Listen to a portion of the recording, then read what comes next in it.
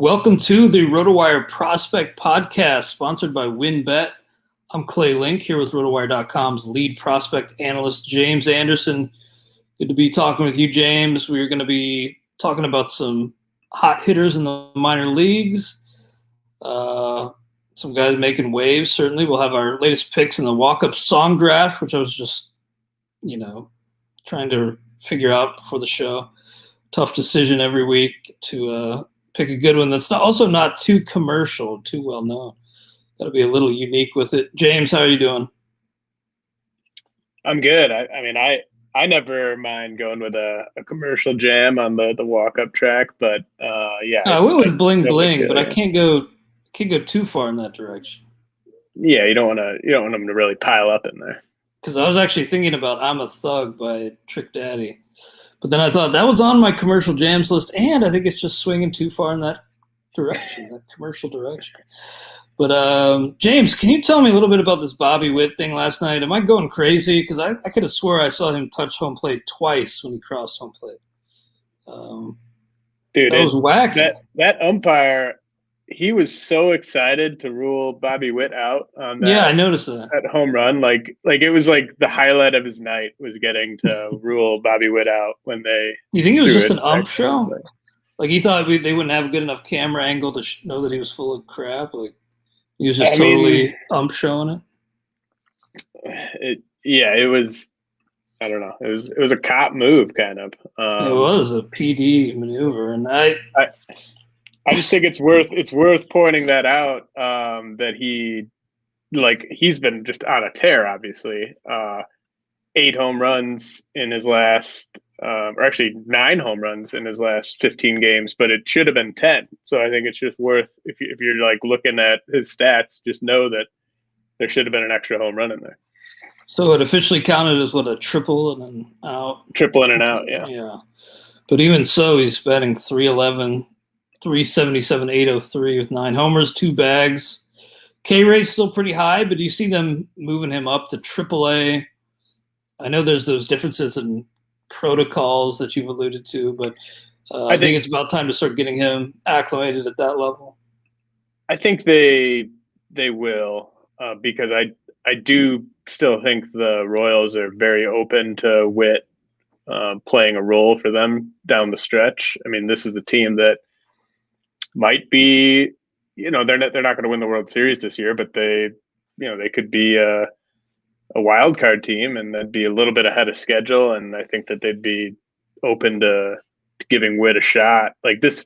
I don't think they're dead set on we have to maximize and get the maximum number of days of team control as we possibly can with this guy. Like, I think that they're gonna do right by him if there's a spot for him to play every day and he's big league ready. I don't think they're going to just keep him in the minors for 2 or 3 months if he doesn't need to be there, but he does need to go to AAA, I think, and kind of, work on the pitch recognition, the contact skills, because I just don't think you could expect him to hit for a high average against big league pitching right now. I think the power, that'll play no matter what, but I do expect him to probably get the bump up to AAA here before the All-Star break. Yeah, Bobby Witt Jr. is on a tear, and I think he's ready for that next challenge. I wonder if that ump, because it did look to me pretty clearly like he stepped on the base or home plate not once but twice. I wonder if he was the guy behind home plate for Witt's 3-homer game and he didn't like his attitude. It was just he's too cocky. Yeah, just taking it upon himself to police that show of emotion. Worth noting that same thing happened to Brian Hayes in a big league game. That wasn't home plate. I think that was first. And he actually did miss the bag. Mm-hmm. Unlike, from what I could tell, again, Witt did not miss the bag. So it should be 10 homers over his last 15 games. Another guy hot right now, top prospect, Adley Rutschman, as you noted in our outline here, James, hitting .378, .478. 757, more walks than Ks at AA. It's unfortunate. That's over his last 10 games. Okay. I don't know what I said, but sorry, that's what I meant. it's unfortunate because unlike Witt, it seems like he's probably, even if he kicks the door down, which he's doing, there's another door just slamming in front of him because he's doing the heavy lifting, but it's hard to see him really forcing their hand, even though it seems like he's doing that, but there's just no public pressure that really gets to these front offices anymore. Well, I think it's going to be fascinating to see how the Royals handle Witt and how that compares to how the Orioles handle Adley, because Rutschman's 3 years older than Witt, and I think more clearly ready for a bump up. Like Rutschman's ready for the majors, I think, right now, and this isn't a matter of his defense behind the plate needing to improve or anything like that. So if we see Bobby Witt get bumped up to AAA as a 20-year-old before Adley Rutschman gets bumped up to AAA as a 23-year-old, and Rutschman's playing better and has even more pedigree, I just think that'd be a pretty big indictment in terms of just how the Orioles are manipulating his service time here, because I think part of their plan is just keep him at AA as long as possible, because if you bump him up to AAA too early, that just gives him a big runway to show how ready he is for the majors. Whereas if you only bump him up to AAA with a couple months left in the season, then they're just you're not going to have that weeks long calls from the fan base. Like, I mean, I'm sure the fan base already wants him up and everything, but I just don't like. I was talking with Chris Liss about this on the radio show earlier today, and why not just come to some sort of agreement on 8, 9, 10-year deal with Adley Rutschman, where you basically just buy out his entire prime and you pay him fairly. And he's the type of guy where, like, all we ever hear is just how good his makeup is, how good his work ethic is, how good he is with pitchers, how good his leadership skills are. It seems like a bad, like, philosophically, it just seems like a bad move to really mess around with his service time in this manner. And you could have the best of both worlds if you can get him to agree to a long-term deal, because then he could be up right now. He could start working with those pitchers on the big league staff right now. He could get his reps in against big league pitching so that he's even more ready in those years where you're trying to compete.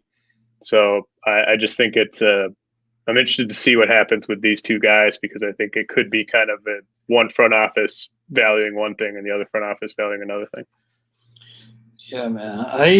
There have been some pretty big prospect busts so far this year. Obviously, Kelenic, I got to raise my hand and apologize, because I thought he was ready. I thought he was ready to be one of their best hitters right away, and it's blown up. Most recently, Jackson Cower, it's been ugly.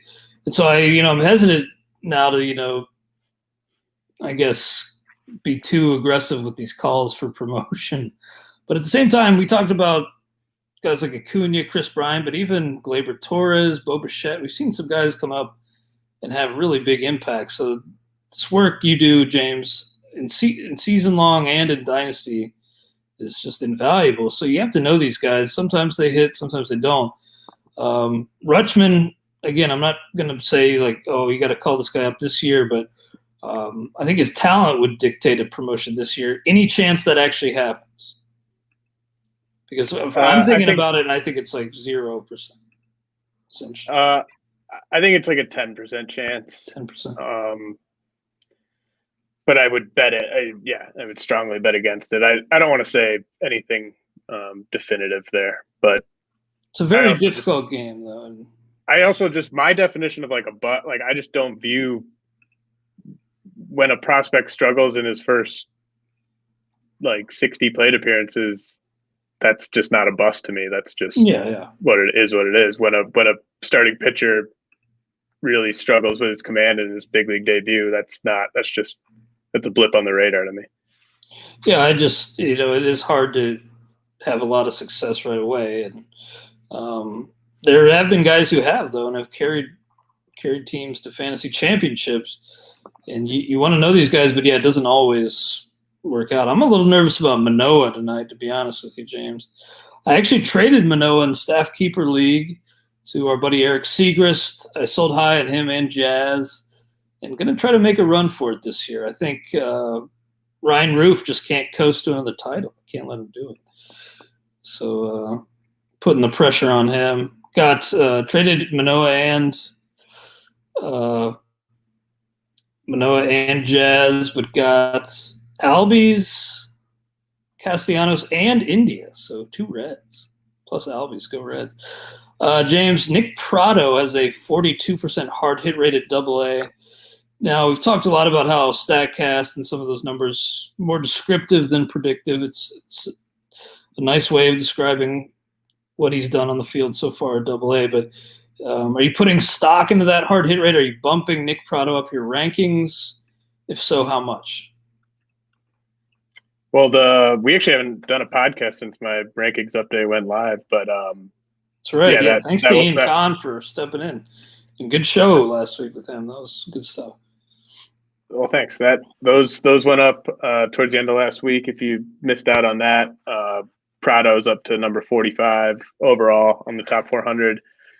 And I'm just, I'm wondering if maybe I didn't bump him up enough. I was mostly just noting his hard hit rate as kind of like we have those stats on the site. So if you're unaware of those, you can check those out under MLB or MILB batted ball stats under the prospects tab on RotoWire.com. And it's just you'll see certain guys that are having really good starts, and you'll go and look at their hard hit rate, and it's a little underwhelming. It's not what you thought it would be, but with Prado, it aligns with his traditional box score stats, where he's hitting 320, 465, 711, 10 home runs, 5 steals in 28 games at AA. He's 22 years old, so age appropriate, and walking is almost as much as he's striking out. Obviously hitting the ball very hard. I mean, I'm tempted to push him, significantly higher. And it was a huge jump up for him because I think he was coming from maybe around 200, maybe just outside the top 200 entering the season. So I didn't want to just go super out of control and give him just a massive bump into like the top 25 just yet. But, I think like Spencer Torkelson is the best first base prospect in the minors. Tristan Casas is right behind him. I think that's a pretty clear top 2. But I don't know if Prado's that much further behind those guys. Like, I think he might be, unless I'm forgetting someone, he might be just a rock solid, lock it in number 3 first base prospect in the minors right now.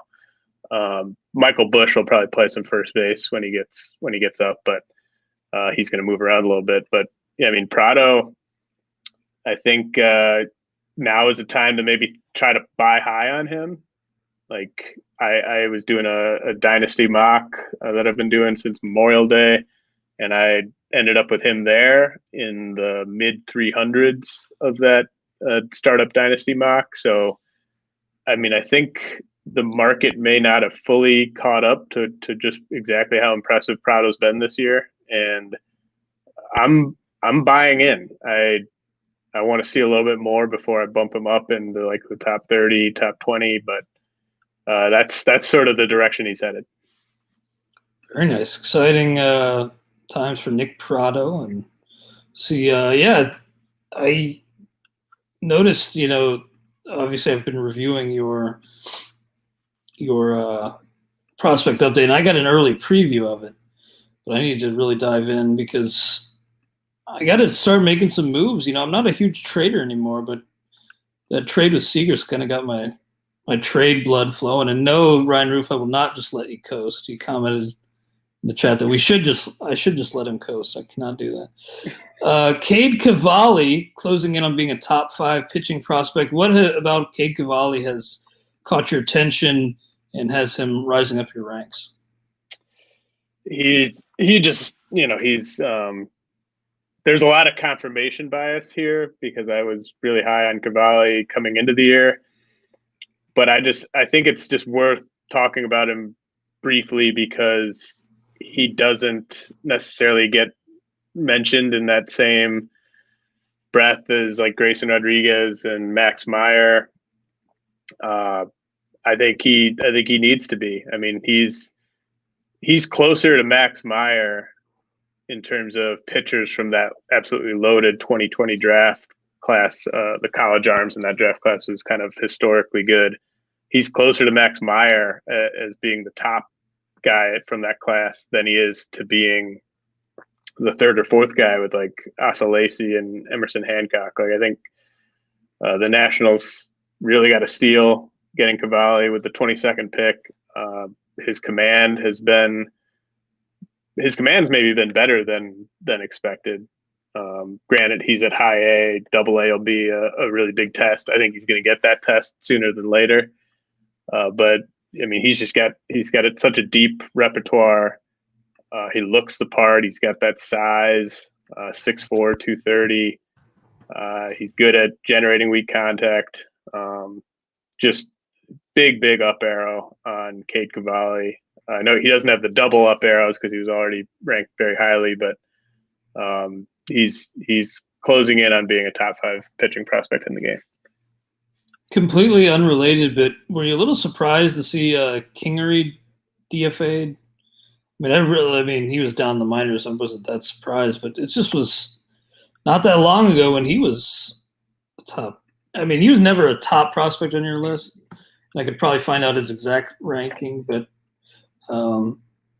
lifespan in Major League Baseball, you run out of time quick, man. I mean, there was a time like him and I would always have him and like Garrett Hampson ranked pretty closely to each other back in the day. They were like, inside the top 50 guys that you thought could be power, speed. And I'm not surprised to answer your question. I mean, he's been terrible for a long time now, and you just want to get that 40-man roster spot, right? Like, I mean, that's more like if you just think he's basically a lost cause at this point, like the sunk cost fallacy, you shouldn't just carry him just because you gave him that extension. You should give that 40-man roster spot to someone else. So I totally understand that. I mean, I wonder. Like we're a long ways away from him stacking up this many plate appearances of being awful, but like Evan White's another guy who got a long-term extension, and these are like Scott Kingery and Evan White. These weren't like Adley Rutschman, Luis Robert type of prospects where it seemed like a absolute no doubt thing where they were going to be franchise cornerstones. These were kind of top 50, guys in the sort of 25 to 50 range in terms of prospects at the peak of their value and their teams. Like I remember when those comments came out from the Mariners guy who lost his job, like they were super excited that they got Evan White to take that contract extension, and the other Mariners prospects and players were mad at him for taking it, right? And now I don't know if there's any sort of cause and effect there of those guys getting that long-term security and then failing to live up to those expectations. But it's been really rough for Evan White so far this year too. Yeah, and another guy who didn't sign a long-term deal, but maybe on a similar path, Carter Kieboom. I mean, last we heard he was making progress with his swing, but he's still MIA, and you just never know with these guys. But that's the thing; there's definitely a difference between those like top 5 on a list or any list in any given year, and the 6 through 50. It's really hard to make it in Major League Baseball. You should never, like, if you're competing for your dynasty league this year, your keeper league or whatever, you should never not do a trade that's going to make you better and give you a chance to win your league over a non-elite prospect like that. I mean, obviously you want to negotiate as best you can. You don't want to just take whatever offers offered you, but you shouldn't be like, oh man, I just can't trade Brandon Marsh. Like I can't risk giving up Brandon Marsh or Jordan Groshans or Drew Waters or whoever it is. Like that shouldn't be the sticking point that gets in the way of you winning your title, because the level of certainty from like a top 5 prospect, top 10 prospect, top 15 prospect versus those guys in the 30s, 40s, 50s, 60s, like it's just a gigantic cliff of a drop off in terms of the caliber of player you're talking about. More shoulder trouble for Brandon Marsh. And you mentioned earlier, like, you can't label a guy like Kelenic a bust after however 100 at bats or whatever he's had. And that's true. And I don't think Kelnic's going to be a bust, but it was just a painful reminder of how difficult this game is. I told somebody at the company not to drop Kelenic in one of their cut line. I did the Raz Slam, and I think that's cut line. Told him to hang on. It's just, he could come up, have a nice second half, but I was so sure he was ready to hit the ground running, and it's just never that. It's not always that simple. Even though I was maybe a little spoiled by these top prospects in recent years. Even in the TGFBI year where I won, it was Buehler and Flaherty who were both prospects. So maybe I just fell in love a little too much, James. Your prospect list is too good, perhaps. But George Valera finally returned. Only 20 years old, and I'm taking a look at his game log right now, see what he's been doing. So he first game since May 12th, he returned and hit a homer, 5 total bases, a walk as well. Was caught stealing, but good to see George Valera healthy again, and he could. You think he could move a rung or two on the ladder this year? Yeah, I mean, I think Valera just looked incredibly impressive with that home run last night. He's so strong and really physically mature for his age. I know he attempted a steal last night. I don't think that's going to be a big part of his game. It's just going to be all about the bat, all about the power, and he might be someone worth kicking the tires on as someone to trade for right now, just because his season line is not looking that great, and he missed that time. But yeah, I mean, I think it's just awesome to see that he's back healthy and was producing last night. Let's real quick throw to a word from our sponsors, and I will go back and splice those in. As we continue on here, James, Oswald Peraza joins C.J. Abrams and Riley Green as age 20 hitters at AA. You think he's ready for this? Is this a little more aggressive than you'd expect? No, I think that's pretty elite company. I guess Bobby Witt's still technically 20, and Peraza turns 21 here pretty soon too. But it's really just the best of the best are the 20-year-old hitting prospects who their teams sent to AA, especially this year where you've just got a lot of teams sending their guys to really sort of soft landing spots that are just going to let them kind of hit the ground running. If you're sending a 20-year-old hitter to AA, I mean, that says a lot. And he's not the same caliber prospect as those guys. Riley Green's just been incredibly impressive so far this year at AA, given his age and his experience, and same with Abrams, same with Witt. But Peraza's gonna strike out less than Witt and Green probably, and he's got a ton of speed. He's going to play good defense at shortstop. I'm sure the Yankees fans can't wait to get a shortstop up who's going to play good defense for them.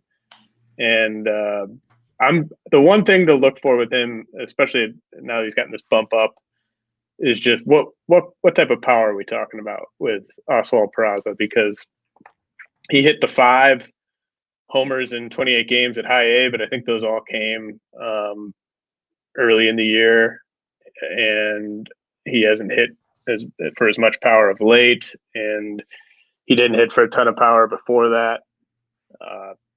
Certainly a good prospect, someone who's borderline top 50 prospect for me at this point. But just really interested to see, because that bump from high A to double A, especially for a hitter like Peraza, who doesn't have a track record of just doing a ton of damage at the plate, I think it'll be pretty telling just to sort of see where he's at. Now, Pedro Leone in the Houston Astros system, they kind of laid out their plan for him, and they've stuck to that. They said before the start of the season about 80% of his starts in his games would be at shortstop, the rest coming in center field, and indeed he made 20 starts at short, 4 appearances, 3 starts in center field. So, that's kind of I wouldn't say a black hole for them at the big league level, but that is a spot they could upgrade either via trade or maybe you think Leone, but it seems more like they're kind of grooming him to replace Correa next season. Yeah, I don't think that they would not try him out in center if his bat is ready this year, but I mostly just wanted to point out that, well, he hit 2 home runs last night. Just crazy bat speed. Like he's got one of the quickest bats you'll see. I mean, it's most of the power is going to be to the pull side, but he's really heated up. He had a really rough start, which is not unusual for a guy. Like, I mean, it had been so long since he'd been playing regularly in Cuba, and he hadn't been facing this level of pitching really ever. So it wasn't surprising to see him get off to a slow start, but I do think it's very encouraging that he's heated up to the extent he has, hitting 288, 382, 545 with 4 homers, 2 steals over his last 18 games, striking out still at a pretty high clip. But again, that's not a huge red flag to me. It's more important that he's doing damage and getting on base. And I think if you look at his season line, he might be the number 1 guy that I would try to quote unquote buy low on, because I think he's just got a really, really high ceiling. And I think you'll see his production steadily get better, like with the approach, with the strikeouts. The more he gets sort of used to this level of pitching, I just think his production is going to continue to trend up. So that's a guy I would definitely, and you can maybe be sneaky about it too. Maybe he's like the second piece in a trade, and you make it seem like you're going after one guy, but you're really trying to get Pedro Leone as sort of like a throw in or something in the trade. I think that'd be something worth exploring. Nice. This is the RotoWire Prospect Podcast, sponsored by WinBet. Clay Link here with James Anderson. Let's talk about some shallow Dynasty League ads, James. Jhonkensy Noel. Love that name. Jhonkensy. Jhonkensy. Not a name I'm familiar with, but it sounds like one that I need to get familiar with. Yeah, he suffered a sprained ankle the other day. Fortunately, it wasn't a fracture, but prior to that, he had just been tearing up low A as a 19-year-old and kind of living up to there were some pretty impressive reports on him from the AZL in 2019. And he's kind of picked up right where he left off.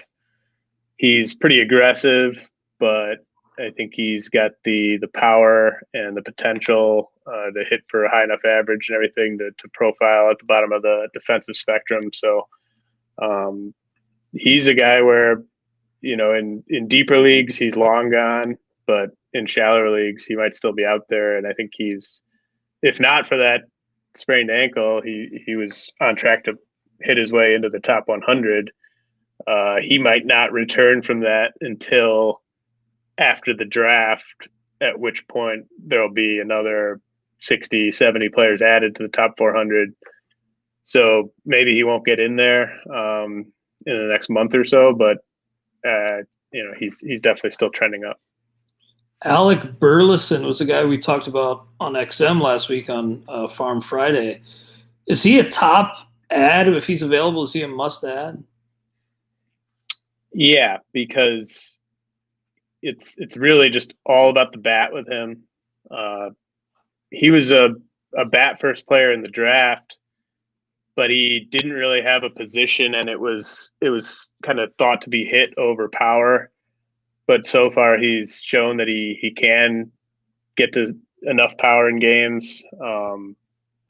He's got 7 homers across high A and double A this year. You always love those guys that get the quick bump up, the quick vote of confidence from their team that they need to get more of a challenge. And that makes sense for him given that he's 22. But again, this is a guy that really wasn't on the radar for most first-year player drafts and was readily available coming into the year this year. So in deep leagues, he's gone, but in shallow leagues, he should still be out there. Alec Burleson, check your waiver wire to see if he's out there. It sounds like if you can first come, first serve, or maybe this weekend, you'll want to rectify that if he's still out there. We want to thank those watching on Facebook and YouTube, but good God, James, I got to go get some sun after this. I'm looking like blue or something. Maybe it's just this undershirt, but need to get some sun. Somebody's fair skinned as me. It's a fine line. I can't. I got burned through a shirt one year in Vegas. More shallow Dynasty League adds Anthony Volpe, or is it Volpe? I'd imagine it's Volpe, but I'll try to look that up. But what can you tell us about Anthony V here?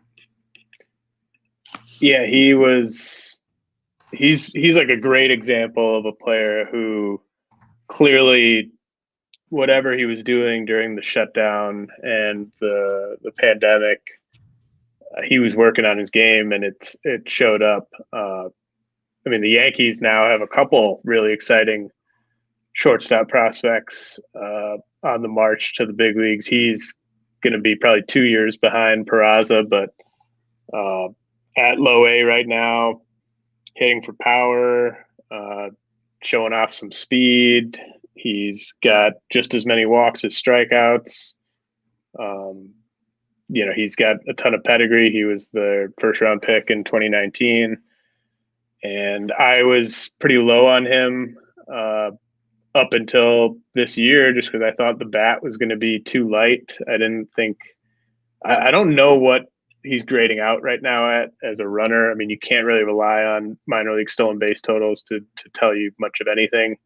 But 14 steals is still 14 steals over 28 games. So at the very least, he's only been caught twice. So he's doing something right in that regard and hitting for power. I mean, that was kind of the big question for me. I was wondering if he was just going to be kind of like a Bryce Terang type of guy where you're just maybe getting a high batting average, but not a ton else. But it seems like there might be some more juice there than that. So those Noel, Burleson, Volpe are 3 guys to just check on if you're in a shallow league. What about a little deeper?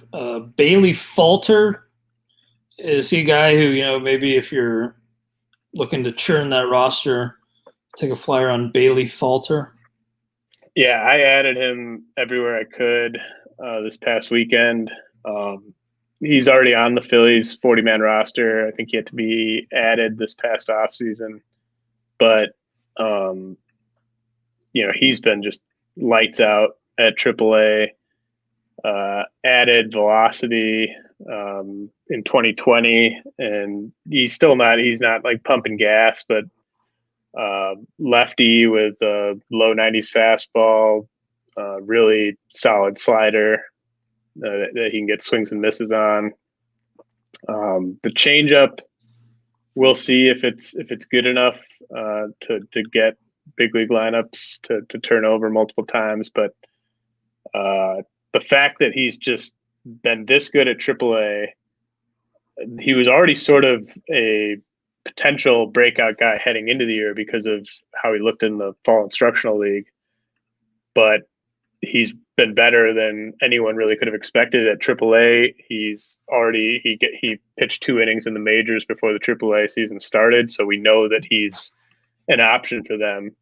And I think if a rotation spot were to open up in Philly, there's a chance that Falter could be a mixed league guy later this summer. So with these guys who kind of go from just not on the radar at all like a year ago to all of a sudden they're putting up big numbers. Sometimes it just is nothing, but sometimes it's like Zach Gallen or Mike Clevenger or something like that, where these guys just kind of come out of nowhere on the pitching side and really move the needle. So I think if you've got the roster spots, Bailey Falter is worth adding in pretty much any format. Like he's a guy that might get rostered in our 16-team stake league at some point here over the next month. Ooh, are you giving away trade secrets? Are you tipping your hand a little bit? Because I'll be cutting Brandon Marsh, and I'm in the market for a new stash. Yeah, I'll probably need some big league help because I lost Ian Kennedy in that league, and we lost him too in Maine. Man, that's a bummer. That is a bummer. Somebody asked me too about keeping him in cut line. And I said yes, and then the next day he's on the IL. But yeah, well, Kennedy comes back and gets traded probably. If you're looking to replace Brandon Marsh, I would just grab Josh Lowe. Yeah, maybe. I actually probably do need a big league player who's available now if I need him. We'll see. That I see you're in second place in stake. I am fifth right now, so tough league trying to make a push. But thankfully, this was one league where I did not have Kelnick, so I had to eat that. I mean, was he like 0 for 36 before he got sent down? It had to happen, but and he admitted he was pressing Kelnick, but. Yeah, stake league fab. This is the last week that I'm going to allow you to riff on Kelnick on the show.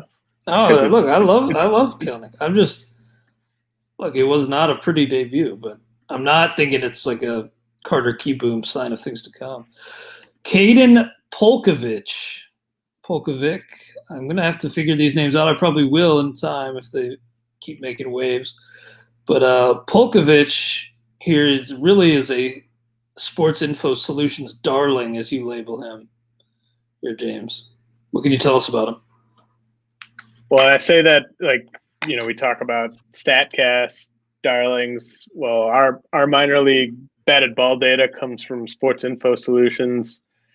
And, it's not as scientific as Baseball Savant, where it's tracked 100% by technology. There is some human error involved with the SIS data, but it's certainly much better than nothing, and I would say more reliable than not. I mean, it does check out. It does pass the sniff test when you look at who's ahead on these leaderboards, and Polkovic has a 53% hard hit rate right now at high A, and sometimes you'll see guys with the really high hard hit rate, and then you look at their actual production, and it's like they're basically never getting a hit. But he's really performing too. He's got an 886 OPS at high A, and I think Eric Longenhagen threw a Ian Happ comp on him, or maybe a Ian Happ light type of comp on him, just because of how hard he swings. And so not a guy that I put inside the top 200, but for those in deeper leagues, if you don't want to mess around with Bailey Falter because he's a pitcher or whatever, and you're just looking for a hitter, Polkovic is 22 and he's at high A, so he's a little old for the level, but when he's hitting the ball that hard, he's got some speed too. He's walking at a 13% clip. I mean, I think there's something there. Nice. Yeah, we love having that sports info solution data on our site. And even though there will be some human errors you alluded to involved in there, and as we said, sometimes those numbers don't really tell us much of what's to come. They're not necessarily predictive. It's still just another tool in the toolbox. And another way to turn over stones and look for sleepers. So that's fantastic. 53.3% just seems that's like Edwin Rios levels. Sucks that Edwin Rios is out for the year. But I'll keep an eye on Caden Polkovich. Post-hype sleeper here, James. You say Joe Gray. Boring name, but not a boring prospect?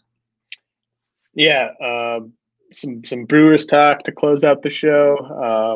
I went in depth on Joe Gray and on the Milwaukee's Tailgate podcast that I do for Patreon subscribers there. You can check that out if you want more on Brewers prospects. But Joe Gray was seen as just one of those power speed lottery tickets when the Brewers took him out of high school in 2018 in the second round, 60th overall pick. He never hit above 182 in pro ball prior to this year, but he's just been arguably the best hitter at all of low A so far this year. He's got 10 homers in 29 games, 6 steals, 12% walk rate.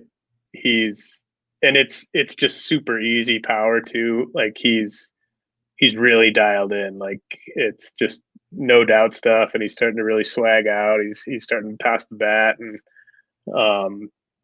he's going to get the bump up to high A here pretty soon because he is 21, and they're going to want to challenge him a little bit. But if you've, I bet Joe Gray is available in most of your dynasty leagues, so that's a guy to go grab if the rest of these guys we've been talking about are long gone.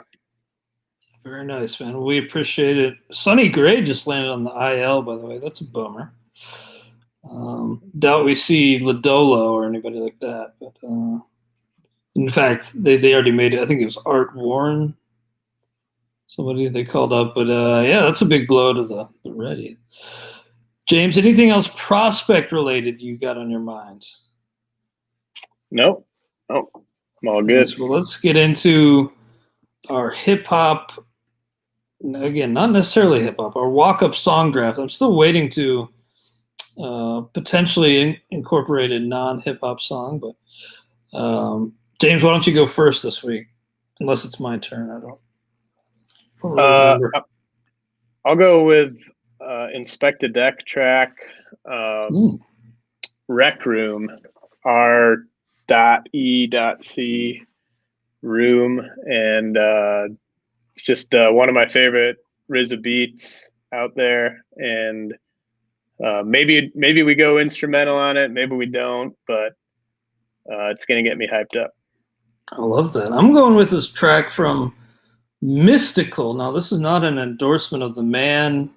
Saw some YouTube comments, made me think he maybe has done some shady stuff, but I don't know any of these people personally.